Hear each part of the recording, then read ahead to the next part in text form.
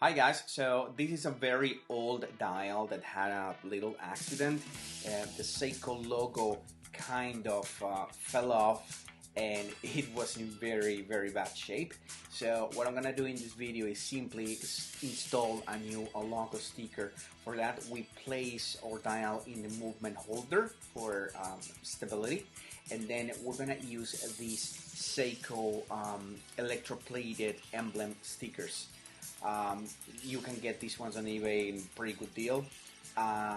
Then you remove the film from the paper, you separate it from the paper and then place it on the dial very carefully, making sure that it's aligned and it's going to be, well, right in proportion with the rest of the dial.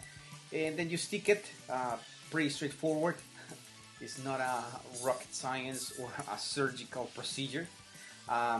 You put the sticker on the dial and then you remove the film, the plastic film, and that will be pretty much the end of it. I just wanted to add a little bit more knowledge for you guys, especially for the newbies.